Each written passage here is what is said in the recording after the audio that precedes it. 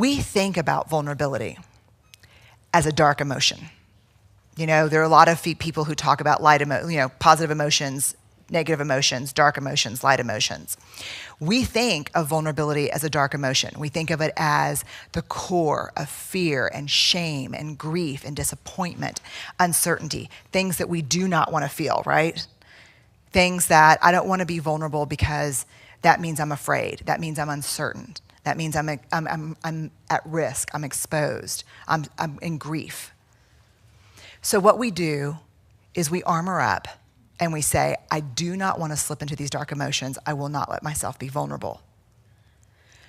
But here's what I learned from the research and certainly put into motion in my own life that was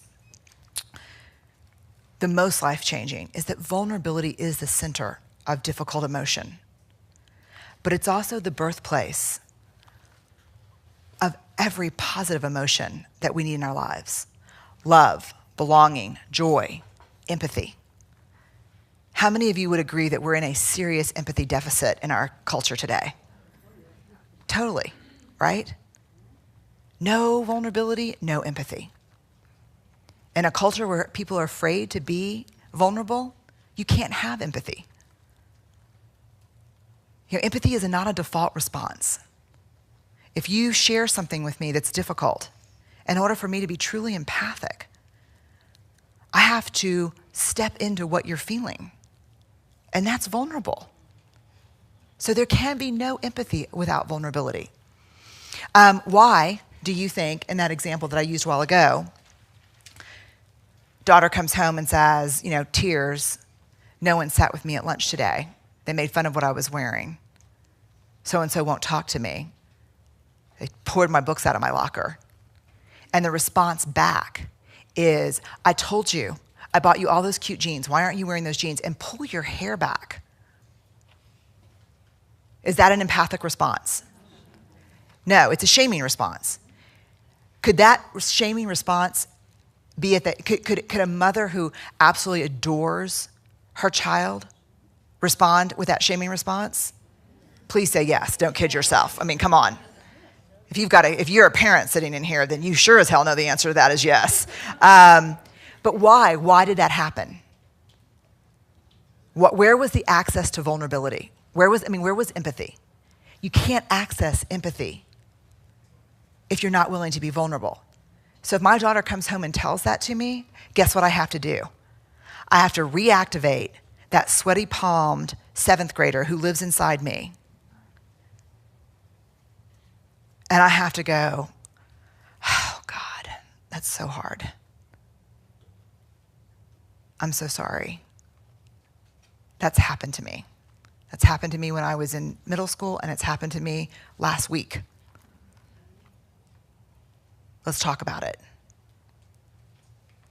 But you can't get there without vulnerability. You can't fake empathy. Innovation and creativity, born of vulnerability. This is my favorite part. I talked about this I did another TED Talk this year in Long Beach, and I told the story that during 2011 and even this year, after the big TEDx Houston talk went viral, the big calls came from Fortune 500 companies.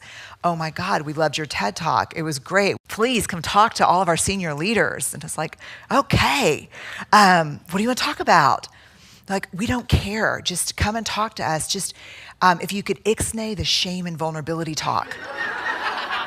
Every single conversation, barring maybe 10%. I was like, well, what do you mean? Well, we love, you're funny. You have this great research. I think there's a real fit with what we do. We don't really do, that kind of stuff around here. So if you could not mention vulnerability and shame.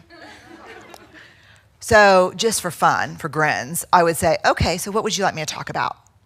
Yeah, fourth quarter earnings, frickin' don't even balance my checkbook. I'm not going to talk about that.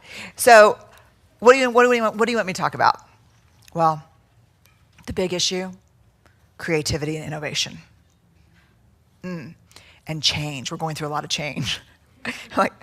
Okay, so vulnerability is the birthplace of creativity, innovation, change. And the reason that crisis is happening is because you're not talking about vulnerability. Imagine creativity and innovation without vulnerability. I'm asking you for a work product that has never been made before, that's completely innovative. I need you to be creative, and I need you to present it to a group of people who are half of them are going to think it's stupid and not understand it. No vulnerability there.